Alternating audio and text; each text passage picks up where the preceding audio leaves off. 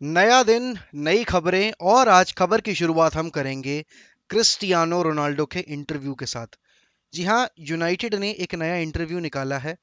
अब ये interview Ronaldo ने कब रिकॉर्ड किया था ये कह पाना मुश्किल है, लेकिन आई थिंक ये इंटरव्यू सीजन खत्म होने के बाद ही यू नो रिकॉर्ड हुआ है और उसके बाद ये आज रिलीज हुआ है।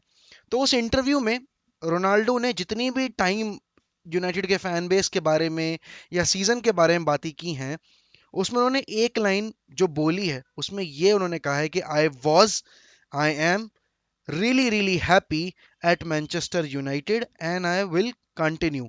उसने ये नहीं बोला कि आई विल कंटिन्यू, बट आप जब आप उसके शब्द सुनोगे ना उस इंटरव्यू में, रोनाल्डो के जब आप वर्डिंग्स को एम्फोसाइज करोगे, तो उन्होंने बार बार यही बोला है कि आई वॉज वेरी हैप्पी। ठीक है, तो आई थिंक ये डिस्कशन अब नहीं होना चाहिए कि रोनाल्डो जाएंगे या रुकेंगे। आई थिंक वर्ल्ड कप आने वाला है, तो वो स्टेबिलिटी चाहते हैं अपने सीजन में। टीम उनकी नेशनल साइड कल हम सभी ने देखा कैसी परफॉर्म करके ड्रॉ निकल के लेके आई। It was absolutely toothless performance. और उसके साथ ही साथ मैंने ये शायद कल जब हम मैच से पहले लाइव कर रहे तभी मैंने ये चीज बोली कि सैंटोस को ये नहीं पता कि उसको अपने अटैकिंग एट्रीब्यूट्स को कैसे यूज करना है। अब यहाँ पर यूनाइटेड में नया दौर शुरू होने वाला है अंडर एरिक टेन हैग। नई साइनिंग्स होने वाली हैं, बहुत सारे डिपार्चर्स ऑलरेडी हो चुके हैं और बहुत सारे डिपार्चर्स अभी लाइंड अप हैं। हम सबको पता है पॉग्बा जा चुके हैं, युआन माटा जा चुके हैं, जेसे लिंगार्ड जा चुके हैं, कवानी जा चुके हैं। अब दो नए नाम और निकल कर आए हैं। अभी अभी आधे घंटे पहले फेब्रिजियो रोमानो ने ये चीज ट्वीट की है कि Axel Tuanzebe and Eric Bailly both are leaving Manchester United. दोनों को मार्केट में उतारा जा चुका है और दोनों की मार्केट वैल्यू के अकॉर्डिंग रीसेल वैल्यू कितनी रहेगी उनकी, उस पर ध्यान दिया जा रहा है। अब यहां पर देखो, जब आपके दो सेंटर बैक्स जा रहे हैं, आप अभी एक सेंटर बैक को टारगेट कर रहे हो और आप अभी पाउ तोरेज और बास्तोनी को मॉनिटर करने की कोशिश कर रहे हो, तो आई थिंक हम सेंटर बैक डिपार्टमेंट में कम से कम दो साइनिंग्स देख सकते हैं। क्यों? क्योंकि आपके पास फिल जोन्स की भी अनअवेलेबिलिटी हो सकती है, क्योंकि वो भी जा सकते हैं क्लब छोड़कर। उसके साथ ही साथ अगर एक्सेल टोंजेबी और एरिक भाई जाएंगे तो आप एक ही विंडो में तीन सेंटर बैक्स को खो रहे हो। अब बचे हुए सेंटर बैक्स आपके पास हैं लिंडलॉफ, मैग्वायर, वरान, और उसमें आप अगर टेडन मैंगी को डाल दोगे तो आपके पास चार सेंटर बैक हो गए, क्योंकि बाकी कोई सेंटर बैक आपके पास है नहीं। तो अगर एक्सेल ट्वांजेबी और एरिक बाई जा रहे हैं, तो एरिक बाई से अगर हमें 15 मिलियन की सेल मिल सकती है या 20 मिलियन की मिल सकती है, तो दैट विड बी ग्रेट। और एक्सेल ट्वांजेबी से I am not expecting much, but अगर हम 5 से 10 के बीच में अगर हम पैसा निकलवा सकते हैं इस सेल से, तो हमारे पास हाथ में 25 मिलियन का बजट होगा। अब ये 25 मिलियन के बजट के साथ ही साथ हमारा जो वेजेस फ्री हो रहे हैं, 275 के पर वीक के वेज फ्री हो रहे हैं पॉल पॉगबा के, 125 के पर वीक के वेजेस फ्री हो रहे हैं जेजे लिंगार्ड के, एंड 165 के पर वीक के वेजेस फ्री हो रहे हैं युआन माटा के, और साथ ही साथ 250 के पर वीक के वेजेस फ्री हो रहे हैं कवानी के। तो यहाँ पे अच्छा खासा अमाउंट आपके पास निकल कर आ रहा है, जिससे आप जो 120 मिलियन कोटेड अमाउंट बताया जा रहा है एरिक टेन हैग को मिलेगा इस मार्केट में, वो बढ़कर करीब तकरीबन आपका पहुंच जाएगा 175 million on a whole, 175 to 180 million. अब अगर अगर मैं यहां बात करूं कि फ्रेंकी डियोंग, क्योंकि सबको पता है कि सीवीसी डील साइन करने से मना कर दिया है बार्सिलोना ने, उसके पीछे देखो मेन रीजन ये है कि वो अपने आने वाले 40 साल का फ्यूचर लालीगा के हाथों में नहीं सौंपना चाहते, क्योंकि जितना भी रेवेन्यू जनरेट होगा उसमें से 16 से 20 मिलियन हर साल उन्हें देना पड़ेगा। और जो हाईएस्ट व्यूड मैचेस होंगे लालीगा के, ऑब्वियस सी बात है उसमें बार्सिलोना का गेम आएगा ही आएगा, उसमें से भी रेवेन्यू जाएगा सीवीसी डील की वजह से, टीवी राइट्स जाएंगे। ठीक है ना? तो यहां पर ये एक रीजन है कि क्यों बार्सिलोना सिर्फ इस एक विंडो के लिए पैसे के लालच में ना आकर सीवीसी डील साइन करना नहीं चाहती, जो कि मेरे हिसाब से बहुत सही डिसीजन है। I am not saying because कि फ्रेंकी डियोंग अवेलेबल हो जाएगा। भाई देखो, फ्रेंकी डियोंग अगर अवेलेबल हो भी जाएगा तो इस बात की कोई गारंटी नहीं है कि वो यूनाइटेड आ जाएगा। He might head to PSG, he might head to Man City, अगर मैन सिटी जाती है, क्योंकि सबको पता है कि Xavi wants Bernardo Silva at Manchester, sorry, at Barcelona. तो अगर फ्रेंकी डियोंग के बदले मैन सिटी बर्नार्डो सिल्वा को जाने देगी, तो वो एक डील जनरेट हो सकती है, फाइनलाइज हो सकती है, बट वो बात की बात है। इस वक्त पर फोकस करने वाली बात ये है कि फ्रेंकी डियोंग को मार्केट में उतारा जा सकता है। और जावी ने ये चीज इन्फॉर्म भी की है फ्रेंकी डियोंग को, जैसी रिपोर्ट्स आ रही हैं, I am not saying this on my own, जैसी रिपोर्ट्स आ रही हैं कि उनको ये इन्फॉर्म किया जा चुका है कि he will be put in the market, और वहां से अगर कोई क्लब आता है और जितना बार्सिलोना डिमांड कर रही है उतना पे करने को तैयार है, तो he might be sold, he might be offloaded. अब यहां पर मेन मुद्दा, मेन टॉपिक ऑफ डिस्कशन ये है कि एरिक टेन हैग के अंडर शुरू के 3 दिनों में ऑलरेडी 3 आउटगोइंग्स हो चुकी हैं, बल्कि 4 अगर मैं कवानी को इंक्लूड करूं।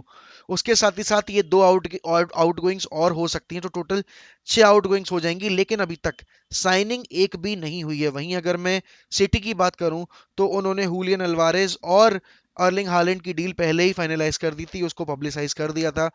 लिवरपूल में फवियो कवाहायो को लेके आ गए हैं वो, उन्होंने अपनी साइनिंग कर ली है। आर्सेनल भी रिचार्लिसन के पीछे लगी हुई है। इस वक्त पर एक क्लब जिससे सबसे ज्यादा उम्मीदें हैं इस ट्रांसफर मार्केट में, क्योंकि वो नए मैनेजर के अंडर रीबिल्ड करने जा रहे हैं, वो है मैनचेस्टर यूनाइटेड।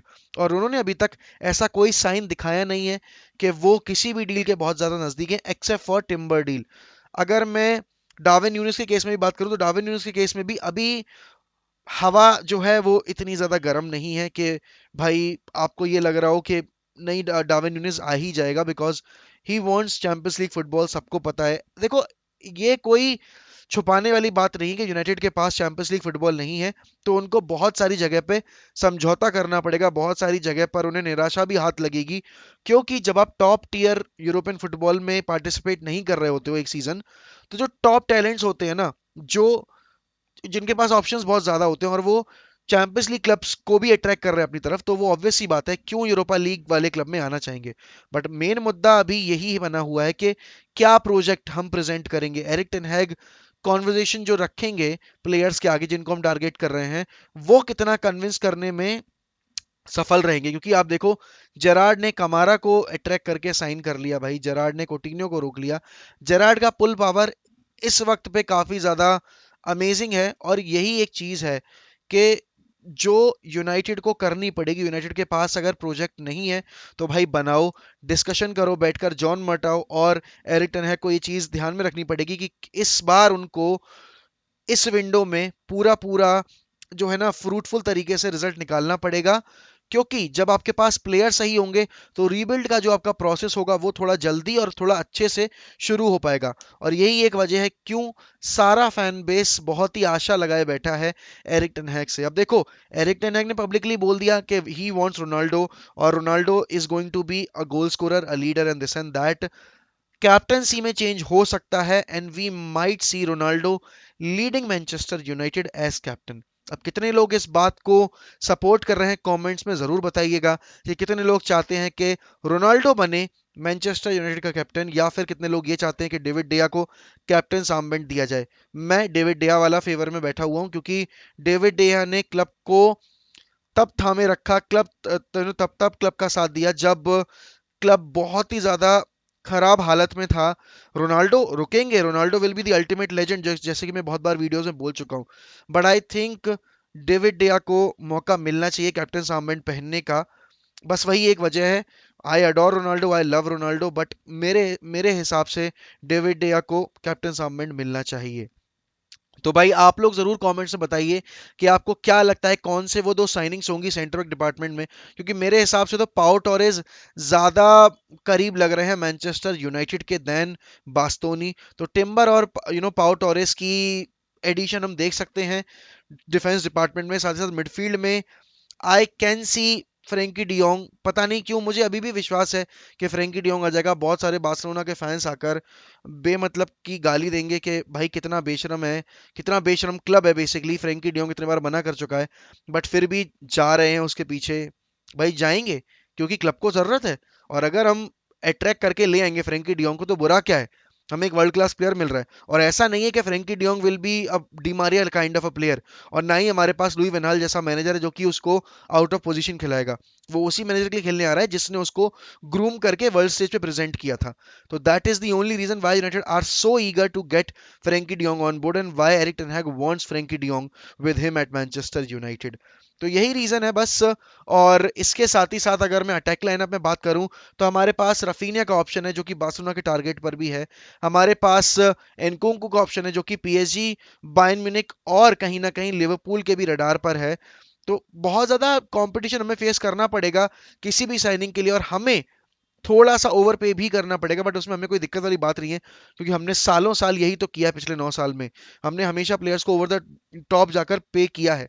बट इस बार हिसाब से पे करना पड़ेगा, बैठ कर डिस्कस करना पड़ेगा एरिक टेन हैग के साथ कि कौन से प्लेयर्स उनके सिस्टम में फिट बैठेंगे और कौन से नहीं।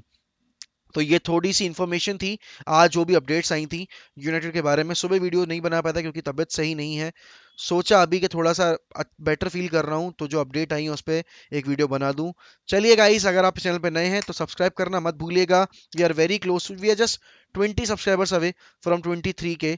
तो अगर आप कर पाए तो कर दीजिएगा, hit that bell icon as well. Bye bye, take care.